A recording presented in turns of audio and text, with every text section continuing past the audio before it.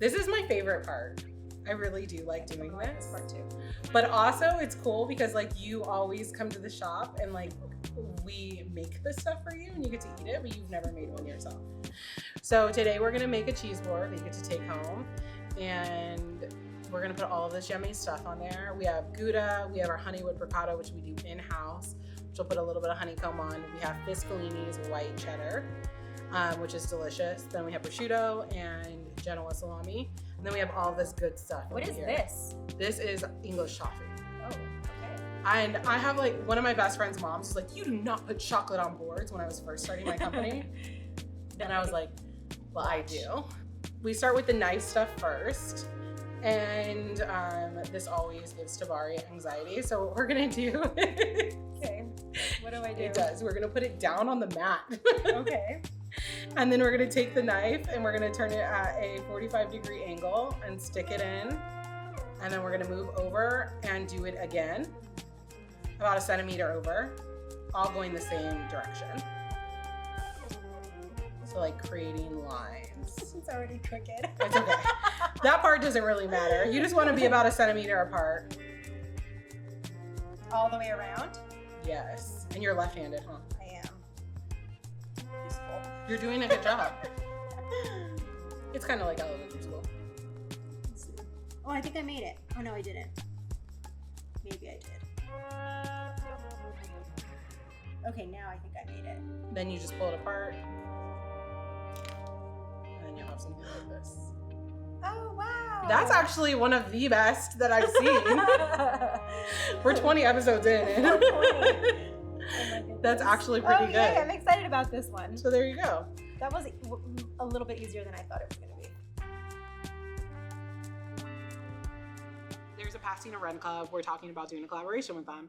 And in my mind, I was like thinking like, okay, cute. Like it's probably like a few people who like to run, like 20 people or whatever. That was like my mind.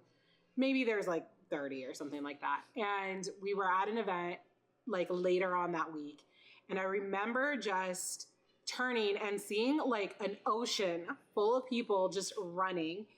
And I was like, wait, is that the Run Club? And somebody at the event being like, oh yeah, that's the Pasadena Run Club. I run with them like every like, I don't know. Wednesday. Yeah, she was like every like, and I'm here instead or something like that.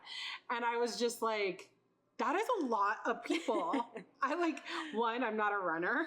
So in my mind, I was like, wait, people hang out together and they run together, which I know happens because of marathons and stuff like that. But I think I was just blown away at how many people like run. But then when we started to do stuff together, it wasn't just the running, it was the relationships like within the running and seeing how people are interacting and how it really was a community. And that's something that we're really big on is community, not overrunning. Yeah. Very often. Although I love that you guys have like a walking group too. Mm-hmm. It feels so inclusive and you guys have different routes and stuff like that. Yeah. But I'm like, how did you even get started? Like, well, the nice thing about runners and the connection with the cafe and stuff is that runners love to eat. Mm-hmm. So then once we're done, it's nice to have everybody there hanging out and like eating and enjoying each other's company and all of that. But the Run Club, you know, I started it when I moved back here. I grew up here in Pasadena, but I was kind of raised by New York City because I lived in New York for most of my adult life before COVID, and I moved back here in 2021. And when I started the Run Club, it was because people really wanted that socializing experience again outside of quarantine and outside of COVID. People were starting to come together again. And I originally thought that our Run Club would probably be max 20 people. I thought that I was building a group where I was just going to find a few other women to like do some training with. Run clubs before 2020 really were just that. There's this boom that's happened has sort of been, I don't want to say unexpected in the running community, but definitely a little bit new. And originally, I started the group because coming from New York City, I always had people to run with. I never felt alone when I was running. I could go to Central Park at basically any time of night. I mean, you shouldn't, but I would mostly, like, I could go any time of day and I would see somebody that I knew, or I would have like company. There'd be people around all the time. But when I started running out here again, I can go on a 14-mile long run and not see another pedestrian. I can see a lot of cars, I'll see some bikes, but you're really alone. And those cars aren't looking for you. The bikes aren't really looking for you either. And it can not only be lonely, but it's also like a little bit of a safety thing. If I go late at night, that's kind of the only, like, I feel a little bit unsafe, more unsafe than I did in Central Park, because I'm all by myself in the dark. There's cars. Anybody could pick me up. Anybody could, like, anything could happen. So it's a little bit of a different experience. And I was also kind of investigating some of the other run clubs around, just kind of checking out like what I liked about them, or if I felt like a sense of belonging inside of them. And there's a lot of really great run clubs in the Pasadena area. But there was also a little bit of, at the time, there was a little bit of this like toxic masculinity in some of it, where I'm a very fast runner and I've been running for over 20 years. And some of these guys would get really intimidated if I was running faster than them. And it would always be that like they were trying to race me, or they would have to kind of, and then they would race you and then they would try to hit on you at the end. And it was like just kind of icky. I just didn't like that. And I can kind of like deal with it because I've been running for so long. I'm pretty confident in like my ability and stuff like that. But I kept thinking about what it would be like for another woman, a younger woman, or a younger version of me. Would I have given up the sport or decided not to return because this man made me feel uncomfortable? And I didn't want that in our running group. And so without having to like explicitly say like, hey, this is a safe space for women, just kind of like being a woman who's showing up like that has allowed a lot of other women in our community to feel safe and to be able to enjoy the sport in the way that it has. And I think that is a piece of what's contributed to growing the run club into what it is. Like on a typical Wednesday night, we have around like 200 people showing up, and they feel safe when they're there. They feel included when they're there. There's this feeling of belonging, and I'm really proud of it. So it's something like every week, every 3 weeks, every third week. Once a month.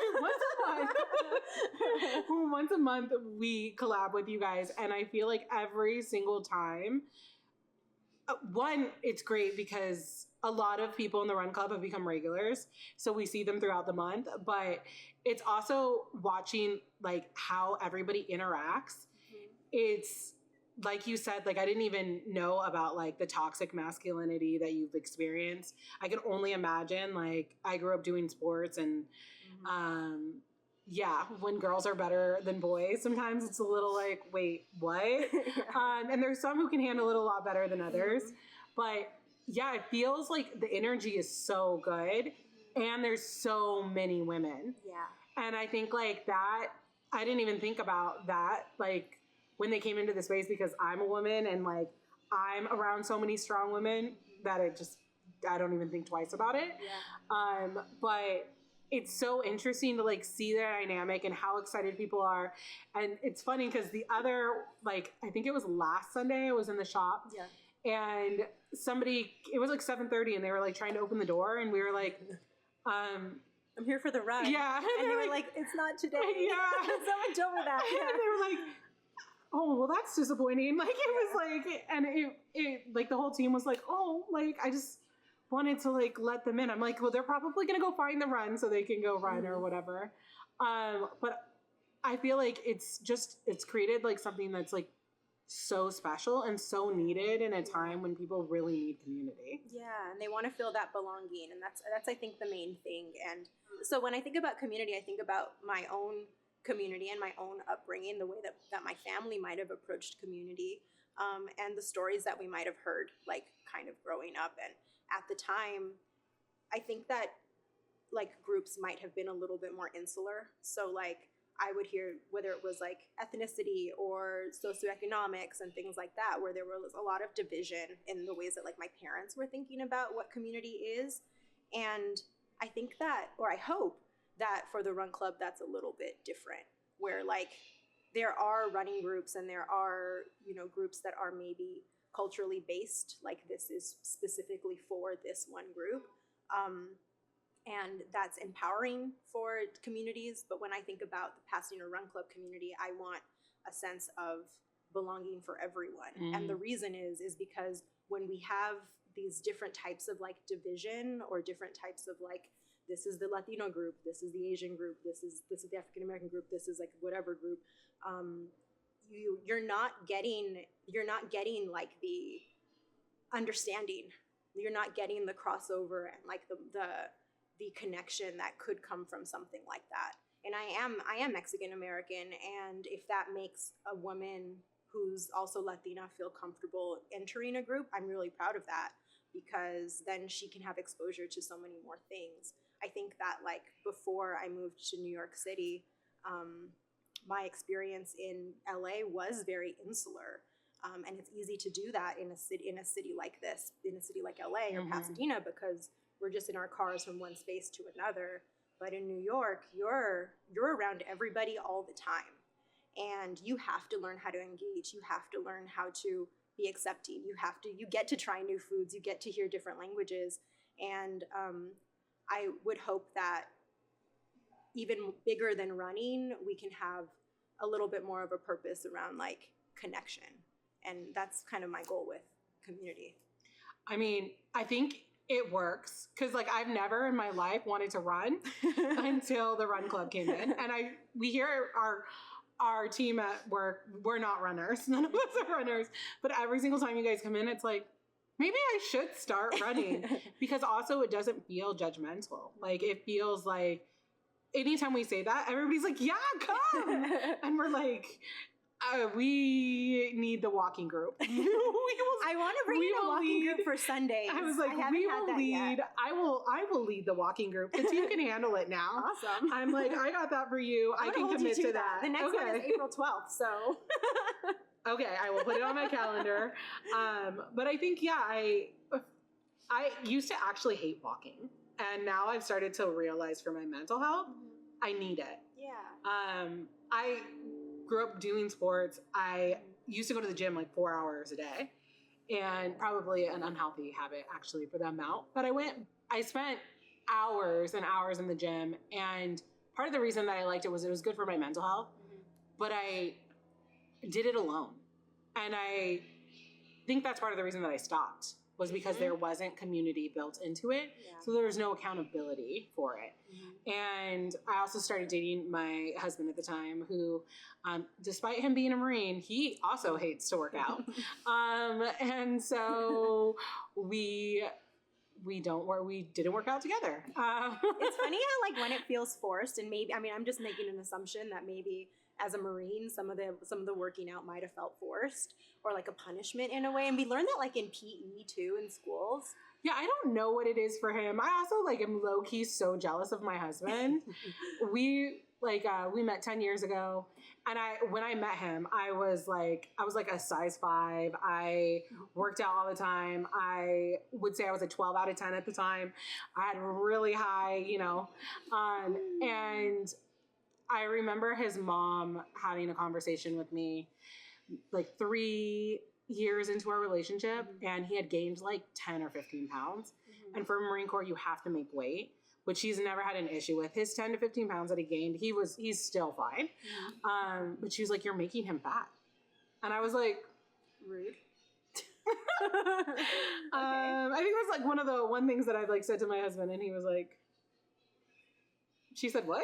Yeah. And I was like, I don't even think you're fat. But I think like those, like, I wish I had a partner. I wasn't making him fat. He was making me fat. That's how I felt. I wish I had a partner who liked to work out. Like for me, it was good for my mental health. For him, he just doesn't like doing it. He likes to be active. Like he loves playing sports, but it's like, yeah, it might be that like forced thing of like, they have to do like PE tests, like the president test all the time, right? Yeah. And they have to make certain like milestones, and they have to make weight and all of that. And lucky for him, he's never had to worry about that. But I always joke around, like when I met him, like he gained 30 pounds. Like, that's how much he's gained. I've gained a whole person. I've also had 3 kids, you know. You've also created 3 people. Yes. So that's beautiful. So I think, like, those are things that but, like, now I'm starting to get to a place where I'm just like, I just want, as I'm getting older, to feel healthy. Yeah. But sometimes you need community for that. Yes, absolutely. And we're going to take our orange meat, really simple, just cut it in half. And then next we're going to make the charcuterie or the Genoa salami roast. So this is all of yours. I'm going to give you a little cup. I'm going to show you how we start it, and then you're going to finish it with yours. But basically we're going to take this and we're going to roll it like a cigarette or a joint. And then once you have it all the way around, you're going to take the other piece of salami and you're going to put it right where the seam is and do the same thing. How did you learn how to do this? Hanging out, watching like videos on like Instagram. I actually, when I first started doing it, it was like playing with my meat. You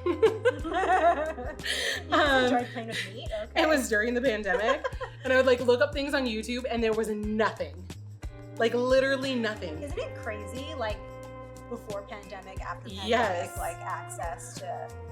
And now there's so many videos on how to do it, and then people are trying to tell people to do this by putting it on their wine glass. Please don't. That's what somebody told me, was wine glass, because I asked, how do they make that? Is this? So that's good start. And then now we're gonna take your salami, and then see how we have the seam here. We're gonna start to build it like a rose. So you're gonna take this and then just go right here, and then right here, and see how we're kind of creating petals. Oh, yeah. And then you're just gonna keep going until it becomes like a whole big rose. Now we can like put it in here and then start to put the last pieces in. Use that to kind of hold it in.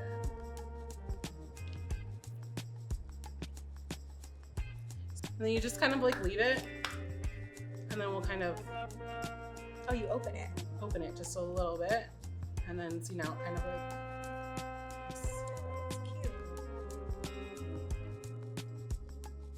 In my day job, I'm a mental health professional. I'm a social worker and I have a private practice.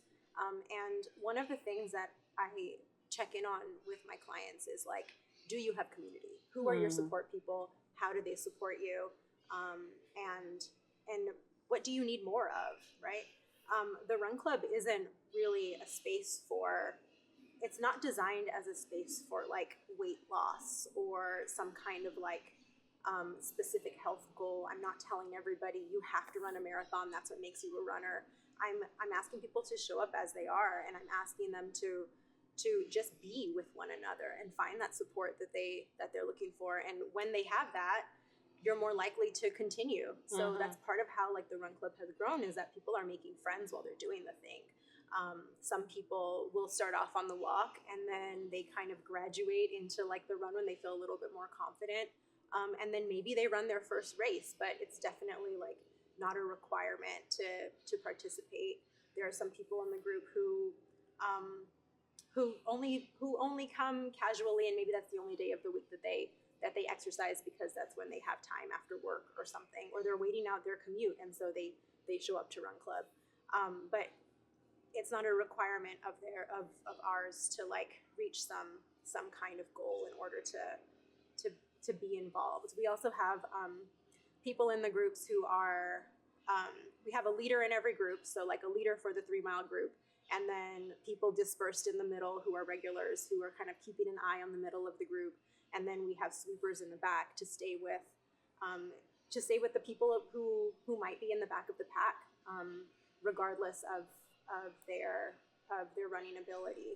So there's always somebody to run with. So our thing is like, in our community, no one ever runs alone because no one should have to run alone. And even if it is your first time coming out to try the running part, maybe the sweeper is putting together some intervals for you. I like to have them do like light posts, like, okay, we're gonna run from here to the next light post, and then we're gonna walk for 2 light posts. and then maybe it changes, right? Where now it's 2 light posts that we're running and 1 light post that we're walking, and whatever it is that's going to help a person feel like they're still part of it, like they're included, you're never a burden, like you're always like, you belong here. Like that's what I want people to leave with. And that's what I hope that helps them to grow. If they choose to then run a marathon or run a 5K or run a half marathon or whatever it is that they want to do, amazing. I hope that they felt like inspired and like they belonged in the running community no matter their level. Honestly, that's beautiful. Like one, it's like I see the run club, but I don't know all of the things that are involved. Mm-hmm. I do notice that like everybody nobody was ever singular. Once in a while you get the first person who gets there first, you know? But I love how even when they come on Sunday and that one person who's in front of the pack, he's like waiting to cheer the other people on. And like, and I'll like, oh no, I can't get my coffee yet. I'm going to wait till everybody gets here. And then like, I'll worry about like grabbing something or whatever. But I don't think I ever really thought about like the people who come at the end. Sometimes our team will be like, oh, you're the first one here. Your coffee's on us. But now it's like kind of made me like think the first person who gets there, their coffee can still be on us. But the last person who gets there, they probably fought the hardest. Mm-hmm.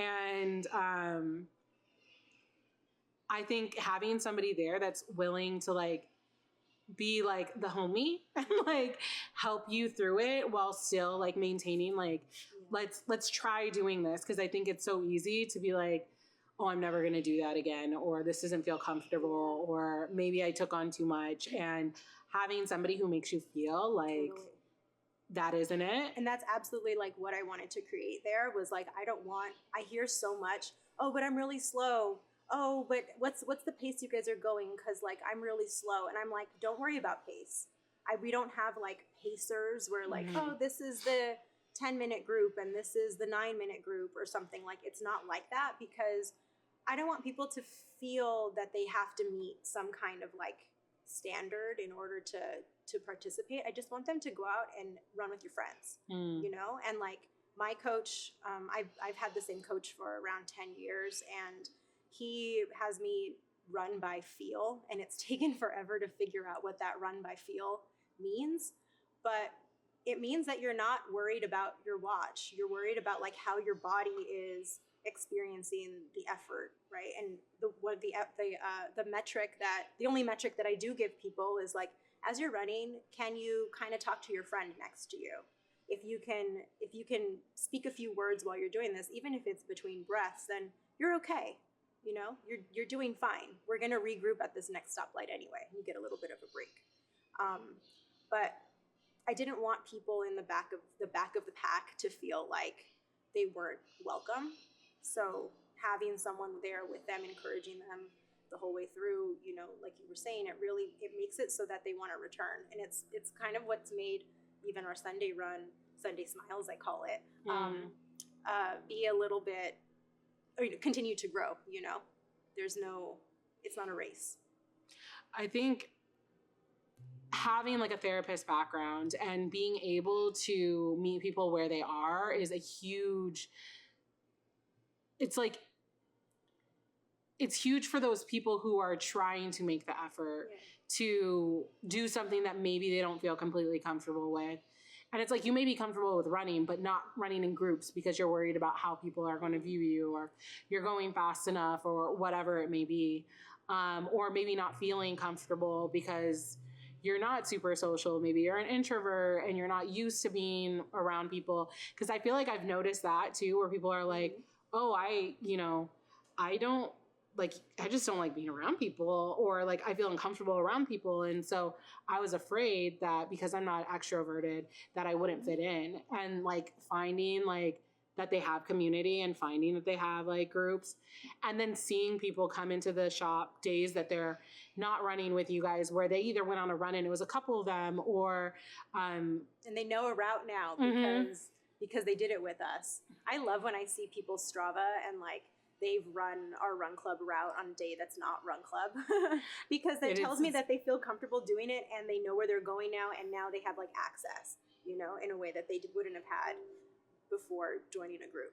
We have a group of, it's like 2 sisters, and I don't remember their names. I'm sure Nicole remembers, but they went on a run with you guys, and now they have a whole like ritual where they run and then they have breakfast with us. And it's like, they do it like once a month now. Oh my God, I love that. And now when they come in, it's usually on a Saturday morning. So like, I usually don't work Saturdays, but I remember being there. And then Nicole's like, oh yeah, they do it once a month now. And that's really sweet.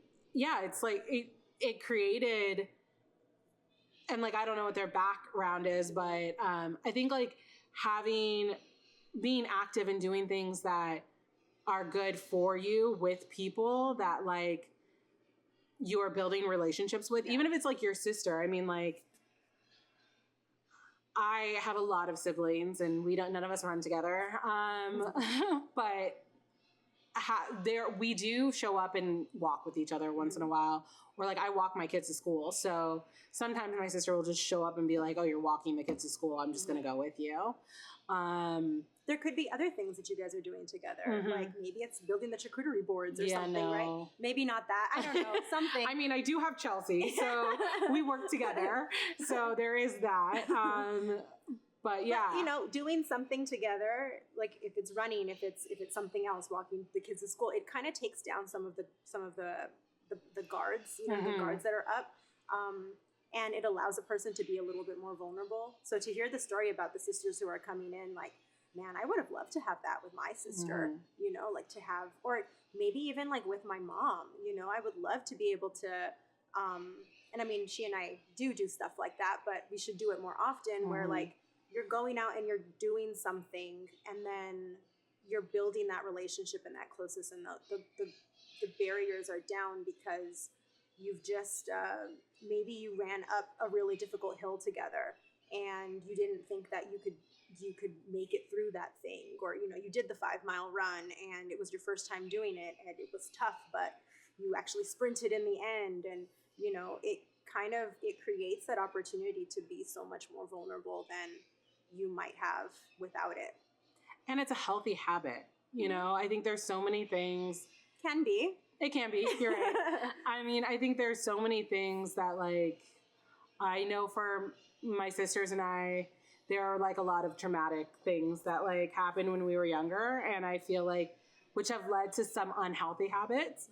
And as we're getting older, going through our own healing journeys, we all have different things that make us feel good, and so it's fun sometimes to share that with them. But yeah, Chelsea, both her and I are always like, maybe we should run. And then we look at each other, laugh, and go, nah. You could. But I do think like the walk, I probably could. I don't think Chelsea, I think I would be able to graduate to running before Chelsea. I think she would think I was crazy. And then next, we're gonna do prosciutto. If anyone wants to come to my house for some charcuterie board I know. I'm gonna know how to do it now. Tomorrow after Run Club, you can invite some of your favorites over to have charcuterie. But you just take this. Well, these are falling apart. That's okay. So you're just gonna take a piece and you're gonna fold it in half like this. And then we're gonna peel off the paper. And then once we're there, we're just gonna fold this. Fold and pinch. Fold and pinch. Fold and pinch. Fold. I feel like mine is not doing that. Let's see. Maybe it is. Yeah, it is. Oh, like a little fan? Yeah. And then you have a little. Okay, so now that we have that, the very last thing we're gonna do is break up the cheddar. So if you want to grab one of those cheddars. What kind of cheddar is this? This is Fiscalini's white cheddar. And you can either cut it or you can just use your hands and break it. Yeah. The glove won't go. No, this is a rustic. So actually if we cut it into cubes, we can't charge as much. Really? Why? Because it doesn't look as like upscale. Oh, interesting. So people think that this is more rustic. It's weird, like the value. Yeah, look at that. That's beautiful. Now we have everything ready. And so now the next thing we do is just building the board. When I think of running, it's so analogous of the way that we exist on a life course, or that we might attempt any sort of big goal. Because with running, you can really like feel literally every step of your development along the way. But it's not one of those sports that gives you instant gratification. So you can't wake up on a Monday and decide that you're gonna break a world record on Friday. Like, that's not how it works if you haven't been training for that thing, right? So it's such a slow, diligent process that requires a lot of consistency, a lot of commitment, and a ton of patience.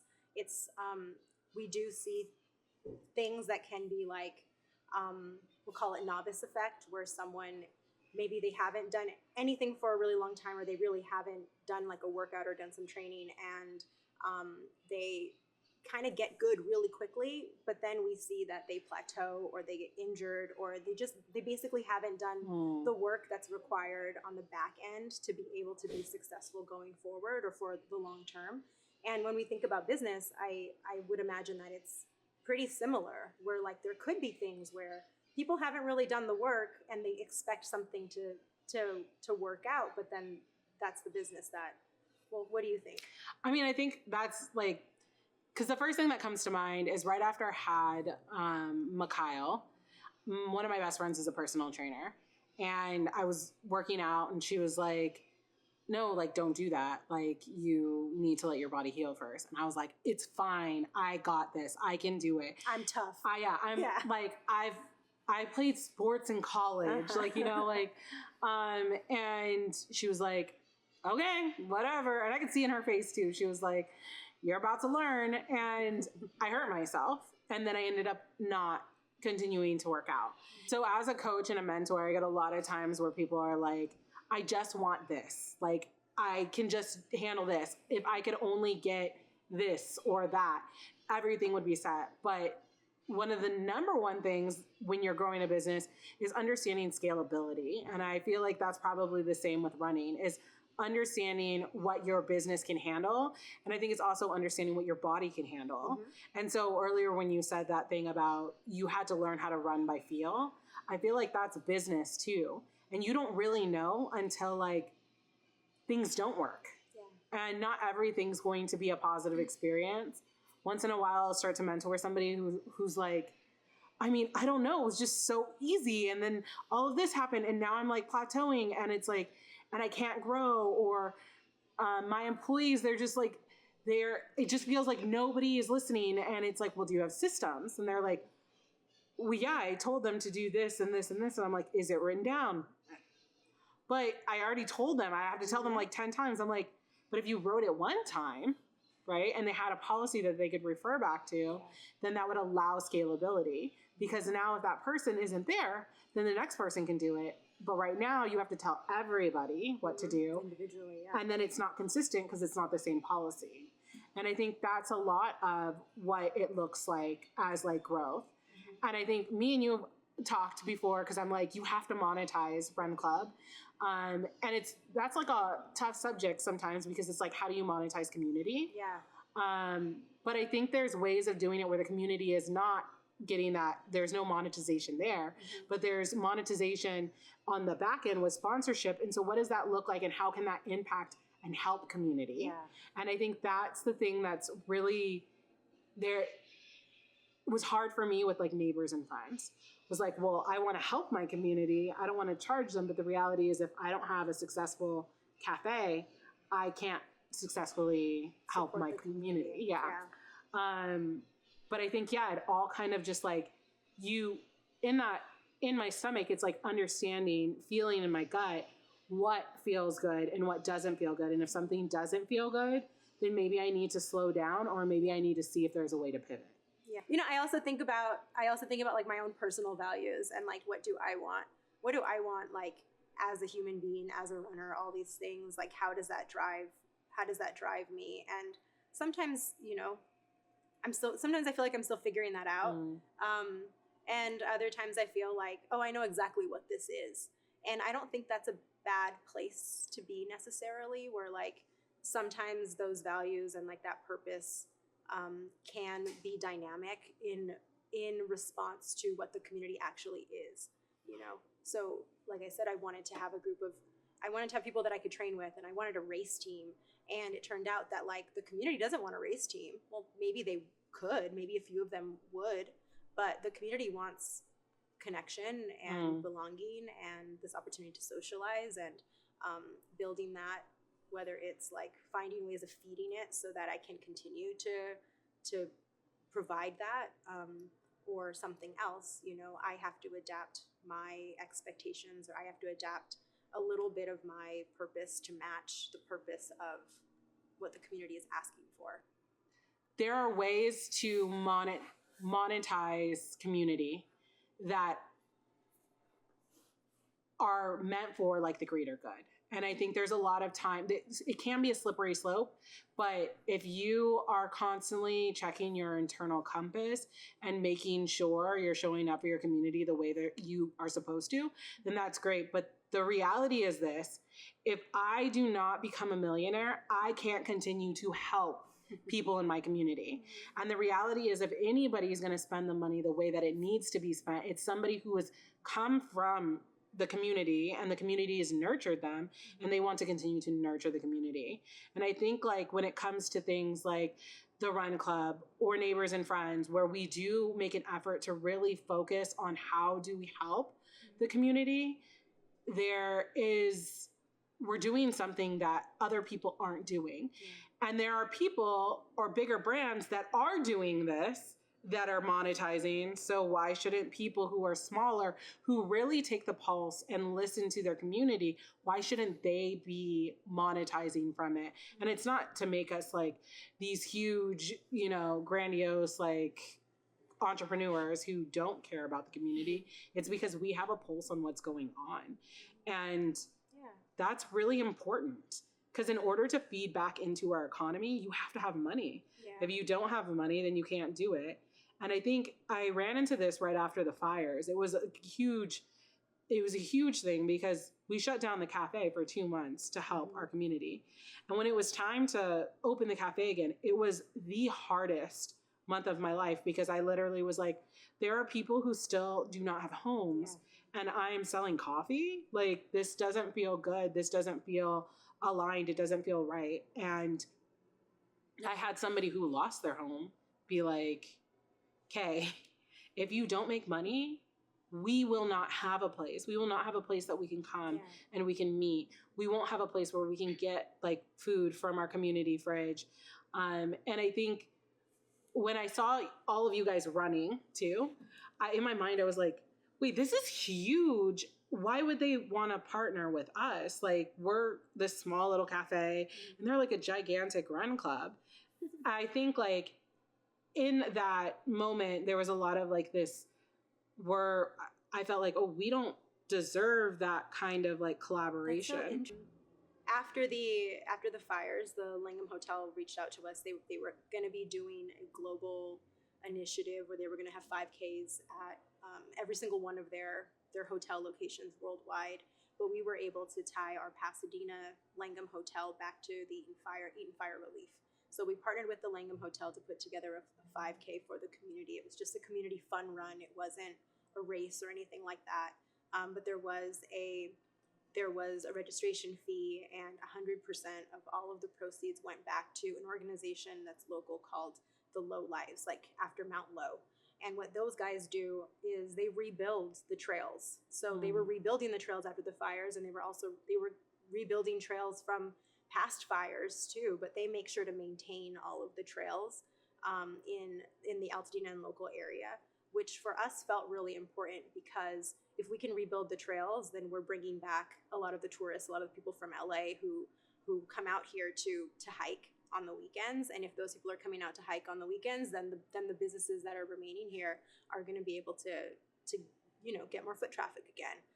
especially with our neighborhoods being devastated as they were. So I think about the ripple effect as well of like how Run Club can be impactful in ways that might be unexpected. Mm-hmm. I think there's so many ways to monetize and do it ethically. And I think it's all about where it's rooted. And so even like with the cafe, if we're not open, we have a bunch of small business vendors on our shelves. Mm-hmm. If we're not open, that's one less place that they're able to sell our stuff at. And so I think that's where it comes down to like kind of having those moments of going back and making sure that things feel aligned, and really listening to the community, really asking them, does this feel good? Is this something that you would want to do? And I think a lot of times we did that with the fires. We found that we were on the right track and we were doing what they wanted us to do. And it did feel good, and it didn't feel like we were taking advantage or trying to tokenize or they were like a pawn in what was happening. And I feel like I know from my own experience of people kind of using our business and what we're doing to further their agenda, that's for profit, where it doesn't feel good. And I think when we've gone through that process, it makes me so much more aware of making sure that I'm constantly asking my community, what do you need and how can I take care of you? And I think the reason I opened a business was not because I wanted people to feel taken care of. It's because I really wanted to take care of people. And there's a difference between feeling taken care of and actually doing the taking care of. We can take this out now, put it right here. And then what we'll do is we'll use an orange to kind of help it stay together. Help it stay in place. And then if you want to take a kiwi and put it on the back side, kind of holds that piece of meat in, and then this on there, and then now it's just kind of filling in those gaps, adding those things. The nuts you want to put on very last because you can kind of put those in little holes. Oh, probably the same with these. I would go with like the meats right now, and all of that cheese. Get the main things on there.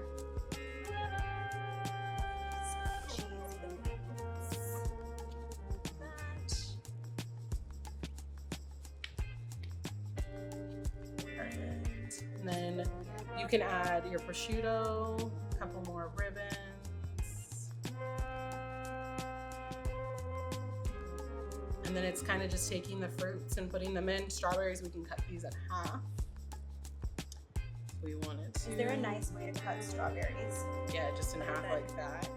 Okay. So see how this is kind of ugly looking? Mm-hmm. You want to cut it right here because this way it looks pretty. See how it looks like a V, but here it doesn't really look pretty. So you cut where it doesn't look pretty, and then both sides will always look good. They always look nice. And you always want to turn them this way because you get more texture and color.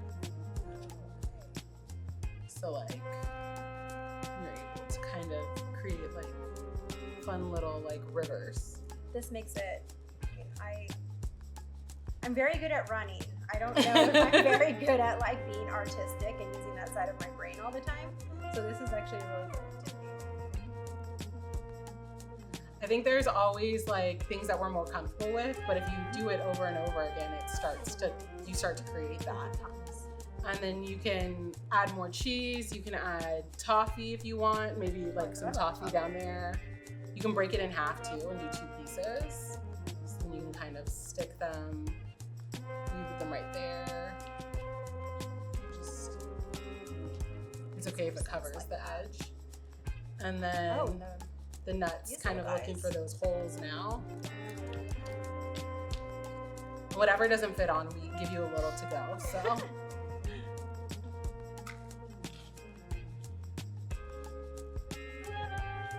I like that. I think I only want those little ones. And I want this. Flowers. Here's another one too. I want that on my cheese. And then the most important part, honeycomb. Oh, where is that even gonna go? It goes on top of your ricotta cheese. This is gorgeous. Like you did it. I thought it was just gonna be like. Let's pull these up Oh, it goes up first. there. Oh, that looks so good. Where's this honey come from? This one is from a company called Palermo. Is it one of the locally sourced? So we don't source our honeycomb locally, unfortunately, because we use too much of it. So we don't have any local beekeepers that are able to source honey, but we do get all of our other honey from Stepladder, which is based out of Cambria. So like on our Figgy Piggy, we have honey on it, and that's locally sourced from Stepladder. So there you go. Oh, lovely. Can we eat this? The best part.